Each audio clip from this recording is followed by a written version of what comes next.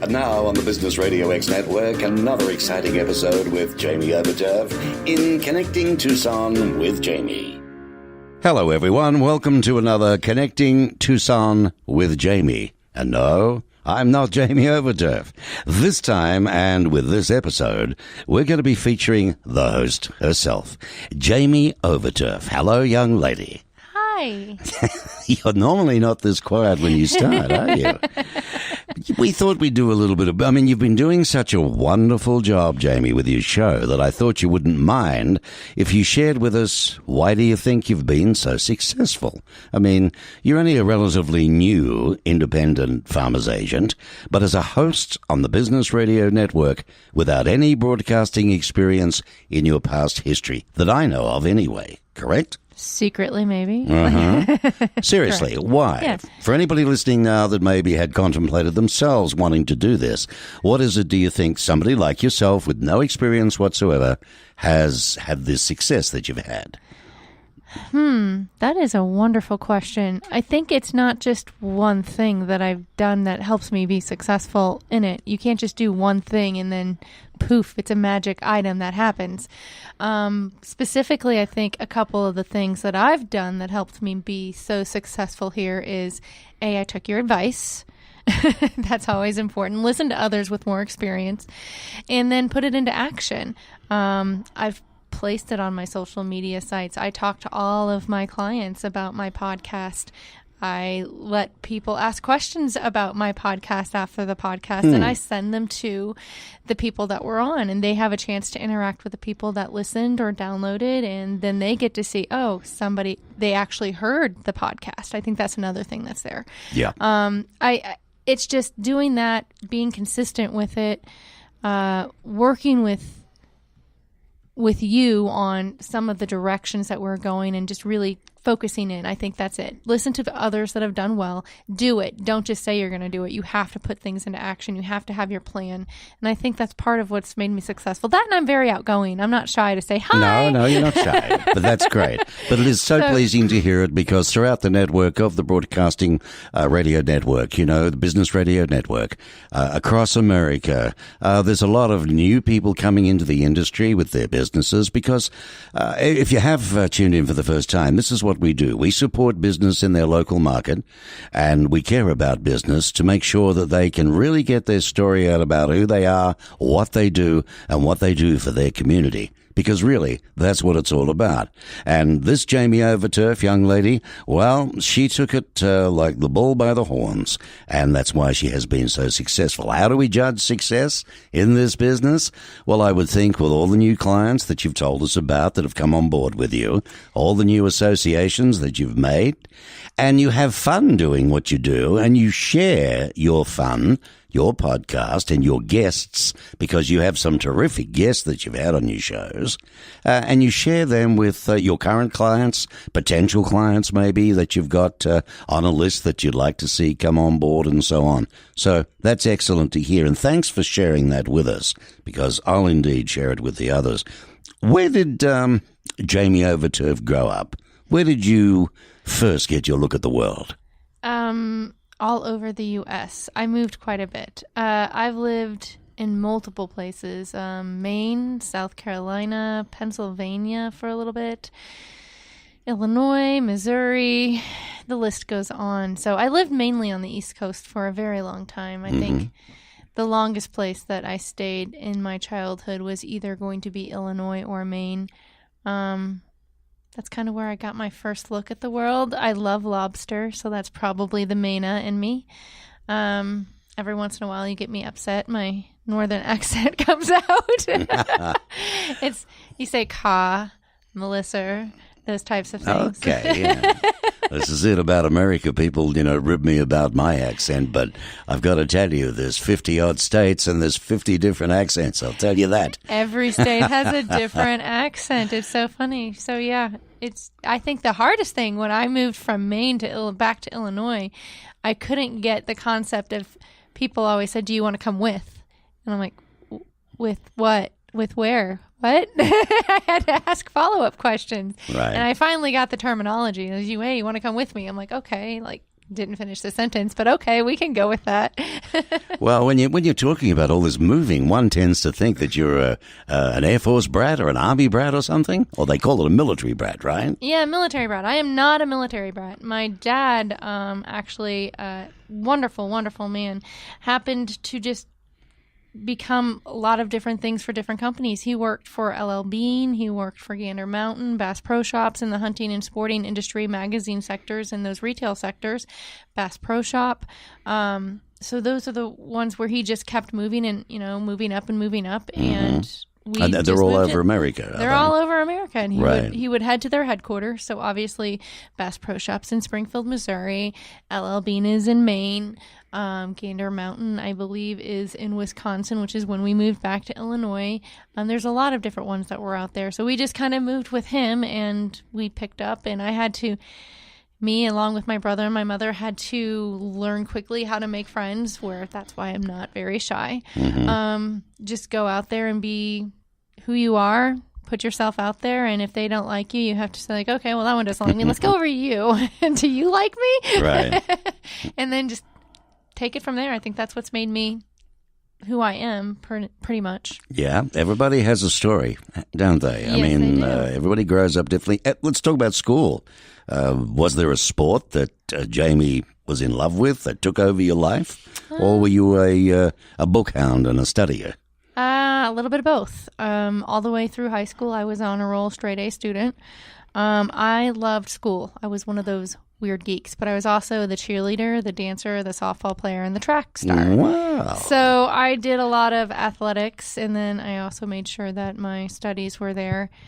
I don't think my parents had too much to worry about when I was growing up through high school. It's when I went off to college where that kind of, hey, I'm going to spread my wings type situation happened. But I loved school. I still love school. I still have my old chemistry books I found out recently. What were your favorite topics or subjects, I should say? I liked chemistry, reading. I loved reading. I probably read a book a week. Wow, everybody else was going out partying, and you how did you do that? It was just, I just loved to read. I love to put myself into somebody else's situation, seeing how maybe would I react differently, would I not react differently. Just kind of took me away. Instead of watching TV, I wasn't really into a lot of TV watching or video games like my friends were, so I kind of put a hamper on it. But well, good on you to be straight A's. Wow, that's not a bad of it. Do you think it's changed dramatically these days for children as far as school and the study and the workload that they've got? I can absolutely say yes, only because of Brandon, who is in high school right now. This is your little boy. Yeah, the amount of work that they have is crazy. But I love the fact that they don't really have like the books. They use their Chromebook. It's a computer. So everything's online for them to go on. Wow. The teachers send out daily emails and here's your task for tonight. I get notified. This is his homework for tonight. Like, okay, so I get to go home like, did you do X, Y, and Z? And then I can actually help him study if need be. But the study load, I think, is about the same. It's just applied differently, where we had to go in and do the encyclopedias. I don't think I still have an old encyclopedia. We had papers. We used to bring home racks or backpacks full of heavy-duty things. Heavy books, heavy loads of paper. Just write, because you had to write everything down. Nothing was just handed to you in a Chromebook that you can go home and study, because we didn't have that technology back when I was obviously in high school. But it does help. I think it also teaches children to adapt, because now they're adapting to the computer age. They're getting all of that technology and usefulness. So when they do go out into the world, they've already had the experience with the computers. Us in my age, your age, we've had to really quite focus. Like, how does this thing work? What am I trying to sync? What's the cloud? What is this? Can I just ask you, what's a computer? Right? I was like, oh my goodness. But yeah, my son's sitting there. It's like, no, just do this. He takes it from me and he like, pfft. I'm like, okay. But are they allowed to use, adding stuff in the computer, the subtractions and all of that? They're allowed to do that? We had to do it in our darn heads, for heaven's sake. No, I had to write all of my stuff out. That's the thing. Nowadays, when you're doing it depends on the school, I think. Nowadays, you have to know the equation, especially if you're like in geometry or chemistry, trigonometry. You have to know the equation and be able to put the equation correct and enter it into the calculator, and you get your answer. Me, I remember having to every single step write it out, what it broke down to, how to, equalize each side of the equation and show my work. They don't technically have to do that as much, I think, right now. I think it's because everything is so computerized that they're like, okay, I just need to know the equation. And it pops out. Done. I'm like, oh, man. Interesting. I was kind of sad when that happened. I was like, wait, I was doing all of the work, and Brandon just popped in and he's like, this is the answer. I'm like, okay, but how did you get to it? He's like, I don't have to show the work. I just have to show that I know how to put the equation in. I don't know if that's a good thing. Is that a good thing? I don't think so. How does it exercise their minds? How does it train them? I don't know, but I was sitting there doing the longhand and he was doing like the quick shorthand. I'm like, oh, it's kind of sad. Interesting. Sniff. But you're on the Business Radio X network, and the interview is with Jaime Overturf, who is the host of an episode series called Connecting Tucson with Jaime, where she has fabulous guests on her monthly podcast, and you should tune in sometime and listen to it. Today, we've taken her out solo to find out more about her and what makes her tick. She's a pretty popular girl around Tucson, so we've got to find out what makes her so popular. What was your first job? What did you do when you left school?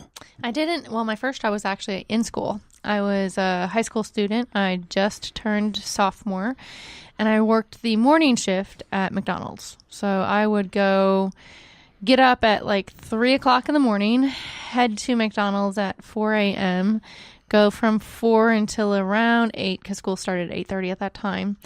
Went into school, did all my schoolwork, stayed after school for my athletics, and then went home and studied, and then did it all again. See, that's dedication.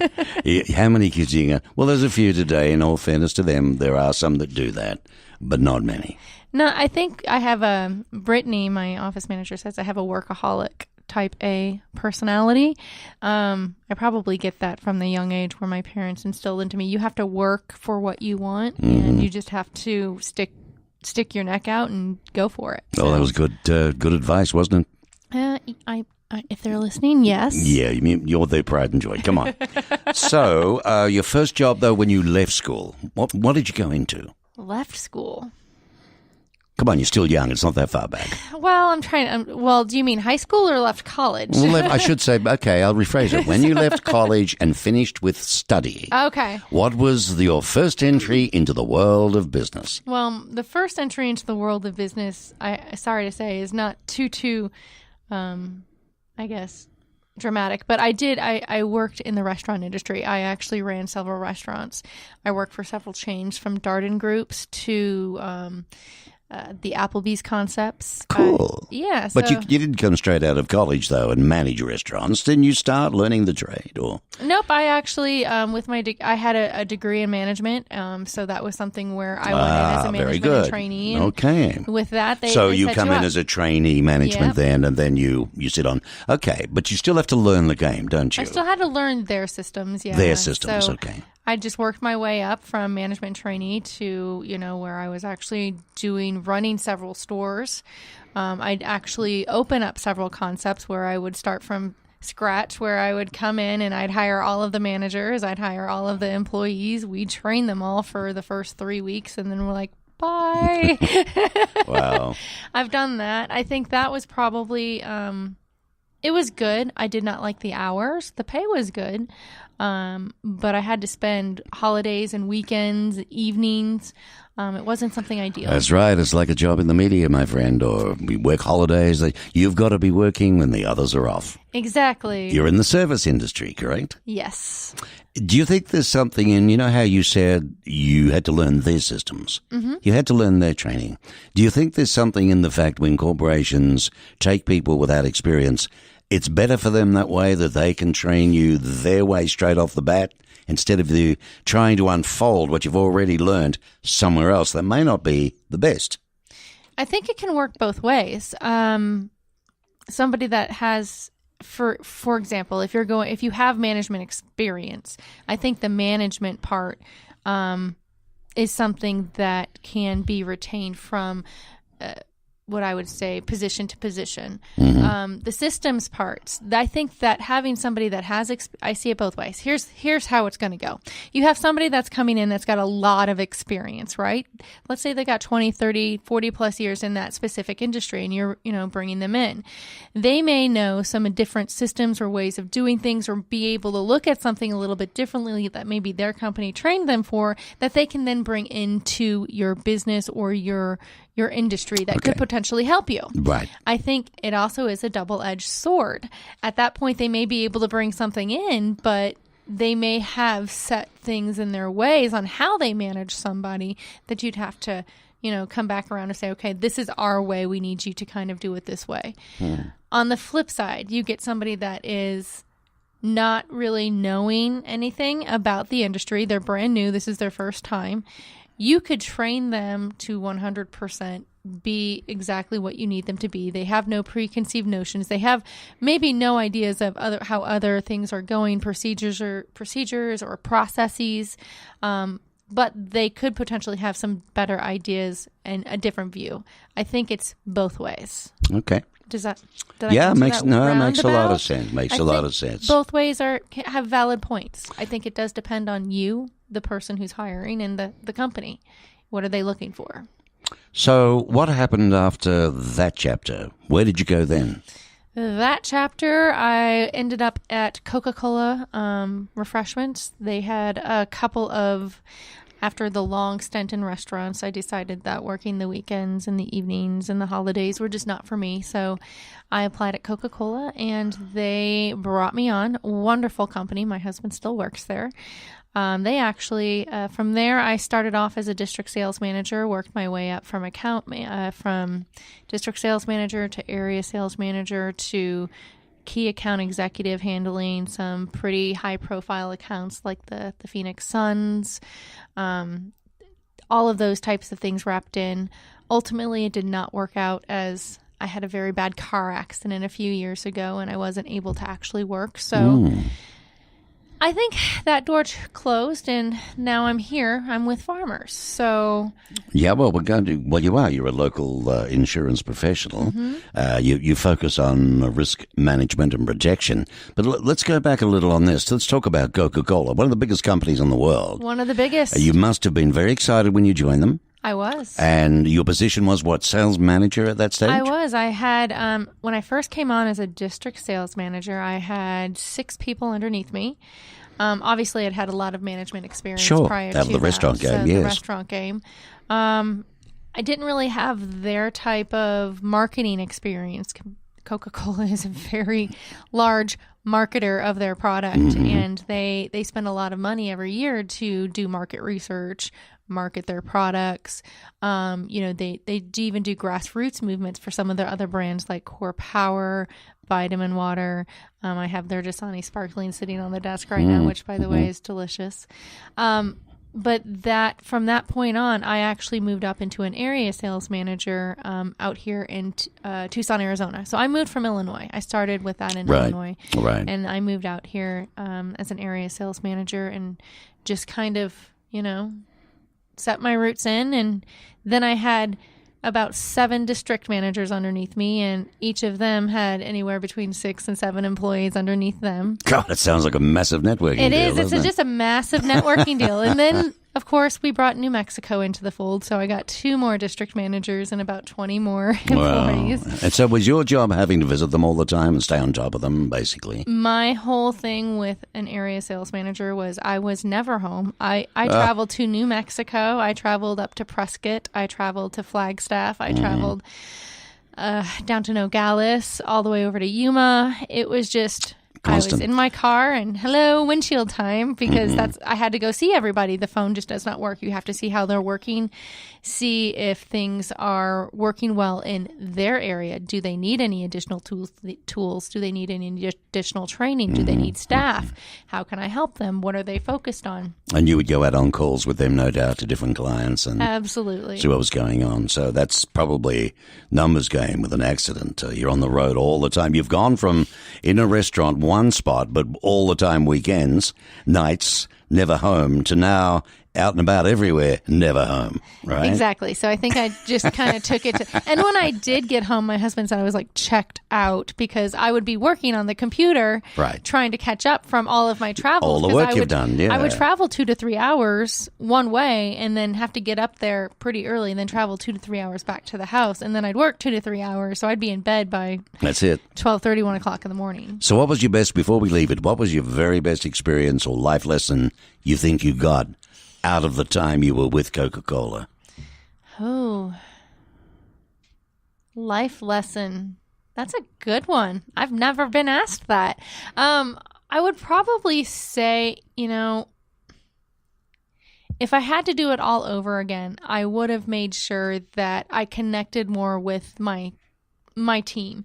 I seemed to have a lot of time on the computer with them because they were sending me all of the information. Mm-hmm. My life lesson is make more of the connections, make more of, meeting with the people, talking with the people versus trying to do things through the computer or through the phone. When you have somebody in front of you, mm-hmm. take the time to sit there and talk to them, because half the time we'd be on our computers trying to get things done rapidly to send things in for contract negotiation or trying to figure out pricing. We just really weren't engaged. And I think that's part of and that's, I'd also say, spend time with your family, because that was a lot of time that I lost. That's another connection. Right. You can't get that back. So really take a look at, is life-work balance good for you? Yeah. Are you willing to make that sacrifice if it's not? And from that point, move forward. I think just the connecting piece is what really I think gave me a life lesson. I needed to do more connecting. Good. That's good, because a lot of people just move from one to one and don't take anything out of anything, and they wonder why. You must have started then thinking and looking, well, what am I going to do? What do I want to do with the rest of my life? You looked at various options, no doubt considering at this stage working for yourself. Yes. All right, and it's then that this wonderful big company in America, how did farmers get into your way of life anyway? How were you introduced to it? So, funny story. I had just put my resume out there on Indeed, Monster, all of those big, mm-hmm. large sites. And the recruiting, I got a lot of calls from different corporations and, Coca-Cola's competitor, which I did not go to. Right. But I got a lot of different calls, and one of them was farmers. And their, I guess, way that they do business intrigued me. I had this great opportunity where I can work for myself, but I'd have a support system and a network with them. Insurance actually wasn't new to me. I forgot to mention that I also did do a side gig with insurance in Illinois for a long time, for about 5 years. I worked for the National Association for Self-Employed, and I did a small brokerage as well. So there's a couple of times there in the restaurant industry where I was not only working in the restaurant, but I was working as an insurance agent. Well, probably because the money wasn't that good restaurant-wise for you. The hours were great, but not at the time, right? So that was one of those there. So insurance had been something that I was really good at. I understood it. It was a numbers game for me. I understand numbers and very well. I caught on to things very quickly. So the district manager here in Tucson gave me a call, and I went out and listened to his pitch. There was a couple of different ways that you can become an agent if anybody's interested. You can start from scratch, where you have to purchase. You don't purchase anything. It's policy one. There are agents every day that are going in and out of retirement. So you could always purchase a book from an agent who's retiring. Well, let's talk about that for those that don't understand. We talk about a book. I can purchase a book. Obviously, it means the book of business. Exactly. From the client that is retiring or the agent that is retiring or whatever. But how do you judge that? Is it based on the dollar value over the years, or the number of clients that agent would have, or how do they work it out? They have their calculations on the back end, but basically it's contract value. It's based off of premium dollars. How much is their mix is personal? How much of it is commercial? How much is it is life? And then they take that value over a year and kind of go from that. From that point on, the whole book of the contract from a 12-year standpoint, that's kind of what they consider contract value, plus or minus, half a year or a year, depending on if they're on a growth spurt or if they're on a decline spurt. Again, Farmers also has another options where agents had to sadly, agents do die. You know, if an agent does pass away, they well, have I a guess book. if they're human, I guess Yes, they do. Yeah, yeah, you know, exactly. We've had a few of those where, you know, now we have some. But they don't die, Yeah, like aliens or something. I don't know. They all do. But we have some what we call orphaned policies out there because now their agent's gone. Oh, and poor little things. I know. Oh, they're very sad. Sniff, sniff. Now they're little orphans. But there is another way to come in. You can come in and talk to the district managers about potentially, you know, a seed program, which we do, where they can, you know, you're working to get full commissions. There's a lot of different options. It sounds very good. It sounds like the company's smart enough to be broad. They are very in their broad. opportunity. Not only gathering. that, they have a very extensive training program. I mean, they fly you out to California to look at the claims area. They walk you through how claims does things, underwriting, you know, with the different roof type. For anybody that's never been in insurance, they really do walk you through. They walk you through the different roof types, the different types of construction, frame, masonry, steel, you know, concrete block, how they view claims, how they rate claims. So how were you feeling at this stage? Were you saying, you know, scratching your head and what on earth am I doing here? Or was it, wow, this is fascinating? I say that as, wow, this is fascinating. It took me a while to actually jump the gun. I had to, you know, just working for myself. That was a scary move. No benefits, really no vacation time. That's right. No 401ks, no medical. No medical, no nothing. You know. So it's, do I make this jump? And it wasn't a decision that I could really make by myself. It's a decision that I had to talk with the whole family. The family, right. So going into business, and I think any business owner out there would say, your first 3 to 5 years are probably your roughest. You're developing your routine, you're developing your logo, your look, how you're going to do business with other people. Right. You're trying to set yourself apart from so many other competitions or competitive, for my industry, insurance agents that are out there. What can you do different? What can you bring to the table? I felt that I could do that. Well, I was going to ask you, what was it that, you know, made you think you would always be able to carve out a career for yourself, being an independent insurance broker? Because it's not a lay down misère. There are what they call competition out there in this industry. It's exceptionally competitive. Everybody has some type. There are so many independent out there. There's what we don't call independent, but captive.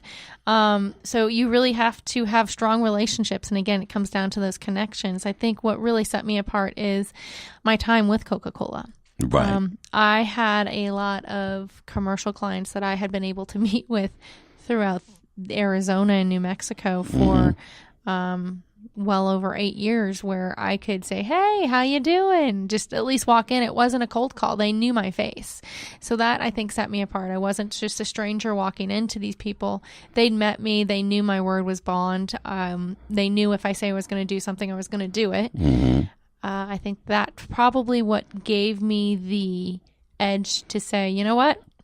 Let's just do this. Let's just give it a shot. Let's just give it a shot. You know, well, I know. Add to that farmers, let's face it, they're very much out there. They do terrific commercials on television. They do lots of other forms of marketing, but, you know, they're in the marketplace. You feel like you're in something that is acceptable already. Something credible. But you did have an advantage compared to some maybe that didn't have that database of people they've worked with or people where they've been before. And you had what they call that edge. So it was a good thing to do it. It was a great thing for you to do that. So you started. So how does one go about starting or setting up their farmers insurance world? Oh, my goodness. Believe it or not, there's a lot of numbers involved. Well, does one work from home, or do you have to go out and look at a building? Or First off, I know a lot of independent agencies that do not work out of an office. I personally, what we call bricks and mortar. Yeah, bricks and mortar. Okay. I personally feel that you should have an office. Clients may want to come visit you. You can't always go and visit at a coffee shop, or you can't always go visit at a restaurant. There are things that you have to do, such as faxing, calling, doing things. So the way I went at it is, okay, Farmers has a great template. They say, this is what we suggest that you do. And then they check it off. So Farmers provided me the advertising, provided me the signage, provided me everything. I just had to find a location, get it approved, which I did. I also felt very strongly that I could not do this by myself as a startup. So from day one, I hired a staff, which I can tell you most insurance agents as they start up do not. Well, I probably would not be thinking that's overhead straight away. That's a gutsy move. It is. It is a gutsy move, but I can tell you it's paid off at least threefold. Anybody that's out there that does not have staff, you cannot grow your business without having staff, because you are stuck in the office servicing those policies. You're stuck in the office answering those phones. You're stuck. You are attached to your phone, and all you're doing is you're fielding calls. You have very little time to actually sit down, go out there and market yourself. Go out there and say, hey, I'd like to earn your business today. I know you're with so-and-so. Can I look over your policies? Hi, I'm doing a podcast. I'd like to have you come on my show. You can't do that unless you have somebody back at the office that that can take care of your covering business. the fort. So you must have allowed basically a budget. I did. You had worked, pretty solidly. You put some pennies away. I did. And but I still think it's a marvelous gutsy move to be able to say your real business. I mean, here we are. Did you take over a book or start fresh? Both. So I took over a partial book, which gave me, I think, a little bit of an edge for me to be able to hire somebody. Right. Because I knew I was going to have a certain amount of income come in for me. So at that point, I knew I could afford somebody at a certain amount of pay. And I think that the important thing with my staff is I was very upfront at the very beginning. I basically said, I'm starting out fresh. You're going to have to work with me. I want somebody that's going to grow with me, that's willing to grow this industry with me, and they're going to have to be okay with me not being in the office hardly at all. You're going to have to understand that there's no nights or weekends usually involved with this business, but there's an occasional event that we may have to do together. Sure, after hours. Absolutely. Right. And just set that expectation. I couldn't pay her a lot moving forward, but since we've been growing, she's been seeing some steady increases. That and the fact that she knew nothing about insurance when I hired her. It took. Well, you had to train her too, then. It took 9 months of training. 9 months, but she got it. I call her my little mini me, but she's wonderful. Brittany's great. And I really couldn't be where I'm at without her. And I just thank the gods that she's here. I think she's here to stay. She's stuck with me now for almost 4 years. That's good. So hopefully she continues to see the improvement, seeing what we're doing. And she gets just as thrilled as I do when we get somebody that we've been working on for 2 years come over finally. Right. And these large commercial clients can't take 2 years. It takes a lot. Takes a bit of time to build, doesn't it? You have to show them that you know what you're doing, and I do. I read all of our policies, so I know them inside and out. That's something that's important. That's good. I think you really do have to know your business, don't you? You do, and there's a lot. Because it's all about caring about people and really matching up, isn't it? What's best for them? Exactly. Right? One book doesn't cover all, sort of thing. Nope. I think my worst term, and I'm just going to say this, is somebody comes over to me and they say, I have full coverage. And I'm like, I have full coverage. Like, what does full coverage mean to you? Because for you, it might mean one thing, and then for somebody else, it might mean something else. And the broad term, when what they call like the electronic agency, like insurance out there that have no agents, they're like, you're fully covered. So that's what they're used to seeing, is you're fully covered. Right. And what that means is you basically just have coverage for somebody else if you should be the one at fault in the accident. You have coverage for yourself if somebody is, and you have coverage for your vehicle. It doesn't include, but for others, like for me, it can include things like medical payments are included in there, accident forgiveness is included in there, towing and rental reimbursement. Well, I was going to say, I mean, what types of services and products do you offer? Is there a massive range that you can, or is there today, with today's market, is there only a calling for certain things, or is it more than that? You can insure quite pretty much anything. I can't remember. The famous dance, Tina Turner insured her legs for like $1 million. Right. Yeah. Well, so did Sid Charisse, but they were dancers. They were dancers. So you can insure anything. Not that I insure legs, so please don't call me if you want to insure your legs. But for anything from home, auto, life, rental. We specialize in specialty things such as ATVs, boats, golf carts, motorhomes, the mobile home areas, the manufactured homes. We are one of the few companies that can, insure with manufactured mobile homes. Not everyone can do that. They don't usually have a sister company that can. I think I said life. Yes, we do. I do financial services as well, but that's a completely different ballgame. But really, commercial insurance from any industry. You can have from a landscaper to a lawyer, from someone who's a real estate agent that does property management to a commercial developer that does, needs builder's risk. They just started everything. What about doctors and specialists and MD, So doctors and specialists have lots of insurance from their actual business practice to a workman's comp if they have employees to professional liability. In case they provide bad advice to someone and they come back and sue them, that's professional, or what's called errors and omission. They have all of those different types of insurance that they could be insured for. You're listening to Jaime Overturf on Tucson Business Radio. Now, let me ask you this. What would you say is unique about your business? Unique about my business, the fact that we do offer a lot of different products. We don't have a cookie cutter approach to what your needs are. So that's unique about my business. I can pretty much tailor a policy to anything that's there. Unique about me specifically is I take the time to get to know my clients. I do not just want to have a relationship with you over the phone. I like to meet all of my clients at some point in time face to face. That could be, okay, let's go have a cup of coffee. I'm going to be up near you. Let's just chit chat about your kids. Or I guess come on my show. Yeah. Come on your show. Anything of that nature. I think the real connections, getting to learn about what your clients do, who they are, a little bit about their family. That's how I become their risk manager, not their insurance agent. Right. Because at that point, once I can sit down and have a honest to goodness conversation with you and talk to you about what you are currently doing and what you currently have, even if it's not with me, I can say, okay, it looks to me that you have a very well-rounded portfolio. We don't have too much risk, but what about, your life insurance? I don't know how much you currently have. Do you have that through work? Is it enough if you should have an untimely incident and not come home to your wife and kids tomorrow? Are they going to be able to take care of, are you going to be able to take care of their college education like you wanted to? And those are the types of questions, even if they're not with me, they may have a policy out there. They're like, oh yeah, I got this. I'm like, okay, then let's mark that down. You don't need that. Do it. See, you take genuine care about your clients and you get to know them, their family, their lifestyle, them, probably go to some of their functions, do you? I did. I just went to one birthday over the parties weekend. And things. See, that's a nice job. If one, you work for yourself, but it's, better than just over broke, isn't it? It is. I have to say, I work just as hard as for myself than I did when I worked for somebody else. Right. I find so many people that come into this industry, and it kind of shocks me that they worked harder for somebody else than they're working for themselves, because now they have a little bit of freedom. They're like, oh, okay, I don't have to work nights. I don't have to work weekends. I don't have to do that if I don't want to.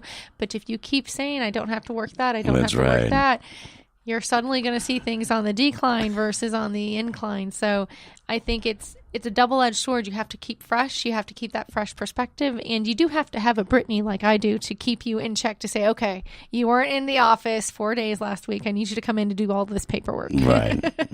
Otherwise, it's 40 lashes with a wet noodle. That's exactly it. Jaime, what is the most common misconception about your industry that you would say? I think the common misconception is that there is all insurance carriers are the same and that they all offer the same coverages. In essence, they do. But what really makes it different is the agent themselves. The misconception is that having an agent is going to cost you to have a more expensive policy. In my instance, I find that it's really not that much more expensive. Specifically, you then have somebody that you can call and say, hey, I just had this happen to my home. And in fact, this just happened. I'm not going to name a name, but you know them. They called. You do. They gave me a call over the weekend on a Saturday and said, hey, My ceiling kind of fell through. I don't insure them, by the way. But my ceiling came through. They had a storm up in Pine Top, and their ceiling kind of tore down.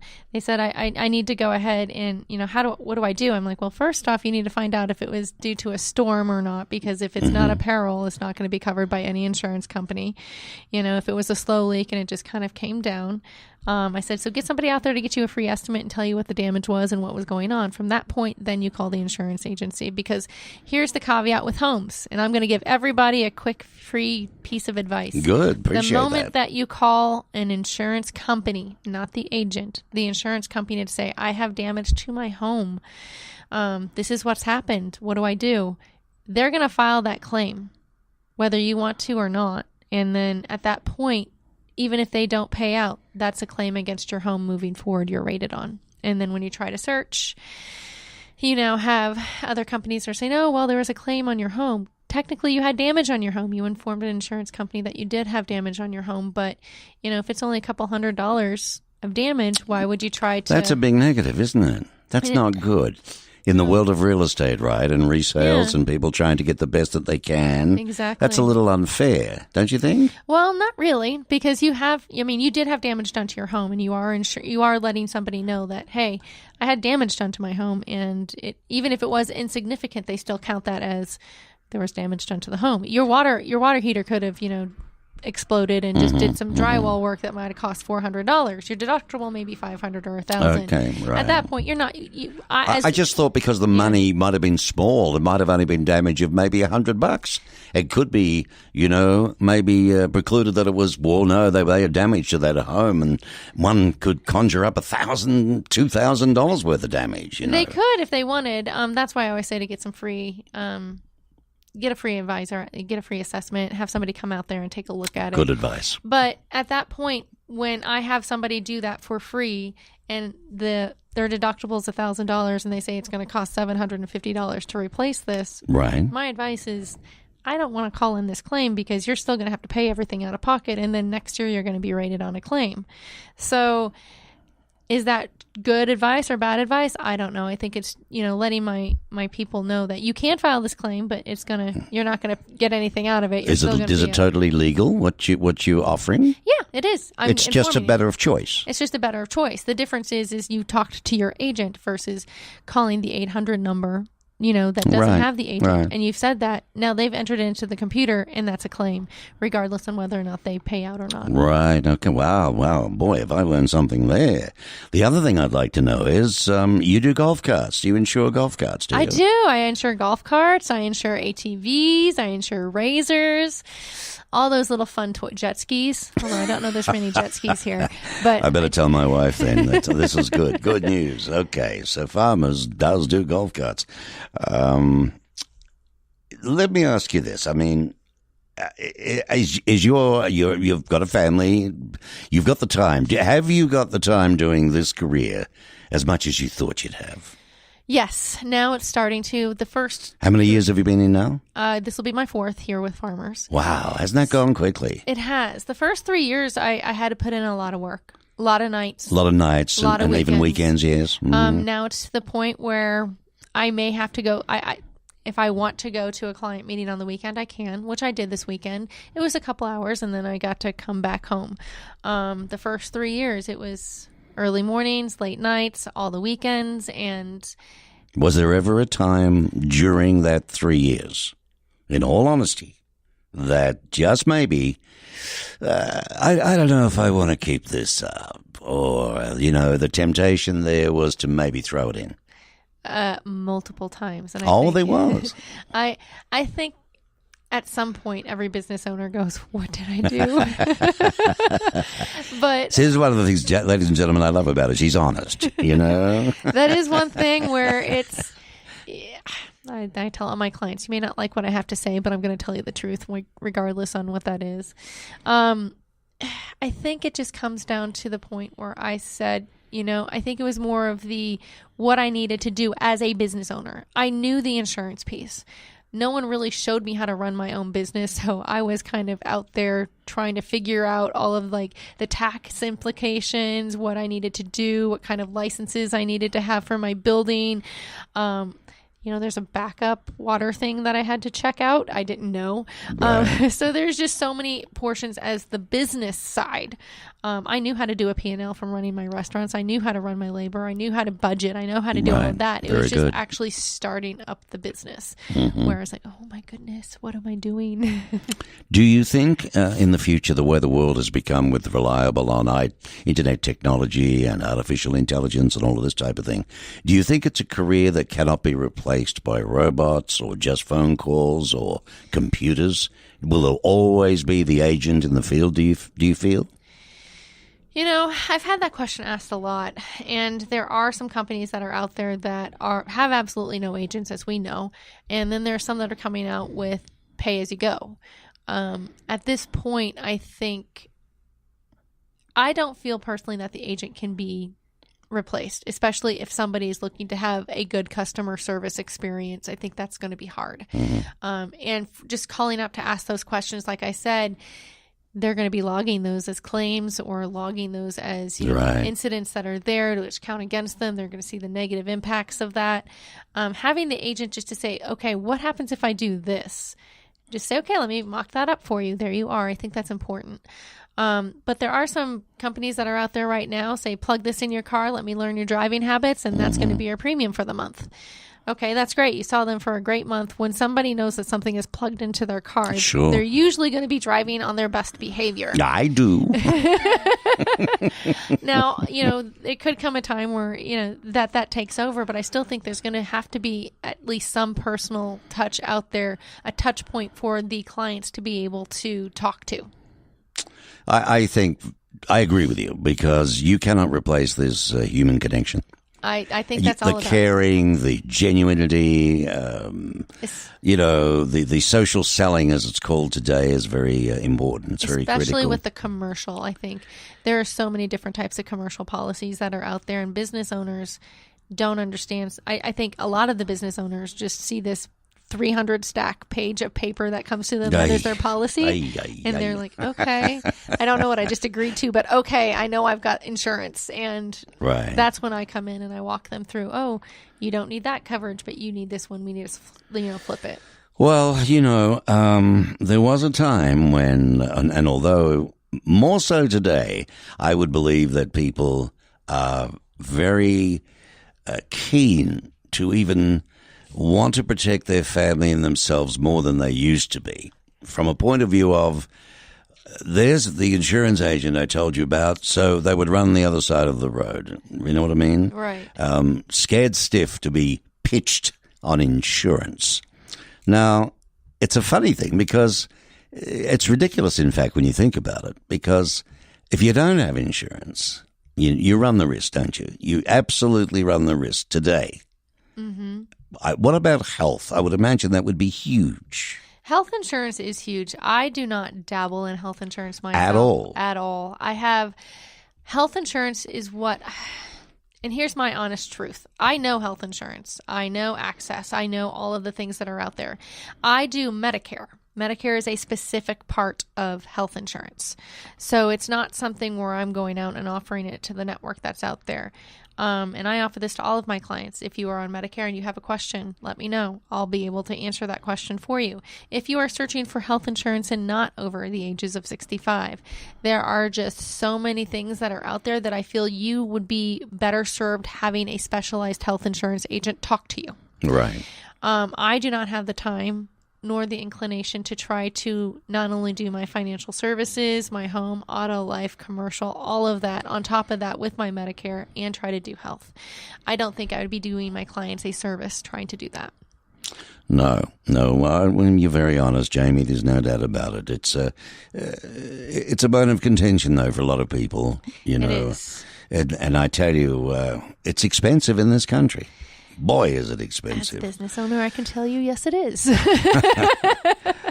The business itself, is there anything else you had to learn that you hadn't had experience in? Because you're one out of the box. I mean, you've done more in your lifetime and knowledge of business and working than, maybe 50 people would ever do. Was there anything you weren't prepared for in this game? I think, honestly, the thing I wasn't prepared for is when I started my own business, all of the different things that came with that, the rules, the regulations, the licenses that you had to put in. That was a completely new system for me. When I started training for Applebee's, they already had everything in place. They had the brick and mortar done. They had the lease agreement done. They had all of their taxes done. They had their EIN done. They set up their LLC. They already had all of that. Right. I had never had to do that. And I think that was the hardest thing for me. So the restaurant game is really walk in, there it is, do the work. Yep. But in this game, you had to do exams. I had to do exams. You had to get licenses again? I have to do continuing education every year. So I have to, with Medicare, I have to recertify with every single health carrier that I do every single year. And for insurance and financial services, every 3 years, you have to attain a certain number of credit levels in order to continue on with your license. And then you don't. Right. If you don't, then... And I think it's a little sad when people don't realize the extra effort that you've got to put in to your career to service them. Yes. To stay ahead of the game. I do. Stay ahead of the game and just keep knowledgeable.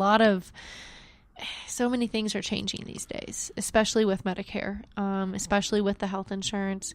Even our home, auto, and life insurance coverages are changing. I mean, we just had, what was this? There was a endorsement change on our commercial policies talking about drone coverage if you use drones. It's like, oh my goodness. Okay, I had to write that down. Okay. So things just keep changing. If you haven't looked at your policy in 15, 20 some odd years, your home insurance policy back then is going to be different than what you may need now. 20 years ago, we didn't even have cell phones. Do you think it's changing with insurance companies now with all the disasters that we're having, weather-wise and God knows what? Do you think there's going to be a ceiling put on things? I don't know if there'll be a ceiling, but I can tell you that these natural disasters, specifically with home, auto, life insurance, and everything that you see out there in the personal lines, even the commercial lines, the payouts that these insurance companies have to make, there have to be concessions elsewhere. And I know it frustrates insureds to hear that, there's been a lot of natural disasters. Think of the fires over in California, the flooding that was... every day it seems like something, doesn't it? Something that's new. And yes, the insurance companies are paying out. You want to make sure you're paired with a reputable insurance company that will not go insolvent. How do you know that? Well, you go for the big brands, right? Well, you can go for the big brands, or you could do your own research. There are several independents that are out there. There were several companies in California that did go insolvent, though, from the fires. Right. That is, it's a sad thing. When we don't take in enough premiums to cover the claims that are coming out there, that's a sad day. So yes, rate increases are not fun, but you want to make sure that if you have a claim and it's a large claim, that the insurance company is able to pay out for you. My word, you do. In the closing minutes that we've got left, Jaime, I'd like to ask you two questions. The first one is this: if there's been one at all, what's been your biggest failure, do you think, in your working career to date? I don't consider anything that I've done a failure. They're life lessons and learning lessons that I might have learned from, but they're not failures. If I looked at them as failures, I think that I would just be defeated. I've been told no so many times. I've had doors closed in my face. I've been hung up on. I've been screamed at. It's just one of those where the gamut comes, and you know what? You have to take a look at it. Okay, what do I learn from this? All right, maybe I do this differently next time. Right. And then you change your approach. You take it as, okay, I messed up on this one. Let's go to this one and let's figure out how I can make it happen and go for it. I don't really consider a failure on anything, on any account. Well, that's very good. And if you had one piece of advice to someone starting out today, what would that be? In their own business? Any business. Just like you did in any business, what would be the one piece of advice? The biggest thing that you'd sit down over a cup of coffee with them maybe and share? I don't know if there's just one. There might be 3 or 4. But if I had to say something, have a plan. Don't go into it blindly. Talk to somebody that's in that industry. Ask them how they started. Use that and then get the plan yourself. So in other words, if you're planning on going in the insurance agency, you should go talk to an insurance agent. Where do I start? How do I do this? listen to what they have to say, have your plan, have a budget, work from that. And, don't hesitate to ask questions.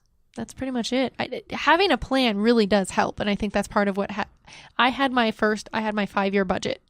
I budgeted it out for 5 years. I knew what I need to make each month. I knew what I needed to do. I knew how I needed to make it. I have goals. We have a nice little whiteboard. Brittany knows her goals. I know my goals. And we have to achieve those in order to stay in business. But have a plan of attack, how you're going to do that. And if you don't know, you need to ask. You can't know. I don't know it all yet. But there are some things out there that I'm learning every day. And I'll sit there and I'll ask my colleagues, how do I do this? And they'll respond back to me. That's the nice thing. So have that network and just work the plan. Jaime Overturf is the local insurance professional here in Tucson who focuses on risk management and protection in her own farmers agency. You can be reached by, I know you have your website, but share with us your other social media links that people can find you at. So I am on Facebook, so you can, Jaime Overturf, Farmers Insurance, go from that one. You'll be able to find me. You can like my page, and if you do that, you'll be able to see my podcasts. Yay. I also can be reached via phone, which is, 520-293-2900, or my email address, which is joverturf@farmersagent.com. I do not do Twitter. I'm not a tweeter. I do not tweet. Tweet. I do. So there is that. And then obviously I have my website. It's Jaime Overturf, J Overturf at Farmers Insurance. So search that on the web. And of course, if you'd love to share this episode, by all means do so. You can listen to it again through Business Radio X at any time. It's there forever. You can have a good look at it with her photograph and bio on our network on Business Radio X, and of course her website alone as you plays that. And it's very interesting how you share your show with your with various people and your clients, and they're interested, aren't they? They are interested. It's something that's out there. I think more people are. Oh, okay. I can get to learn about that business, or you can have me on your show. Okay, let's do this. There we go. Try to catch the next one if you can. It's called Connecting Tucson with Jaime Overturf on the Business Radio Network. That was our special guest for today, Connecting Tucson with Jaime. Thank you for listening.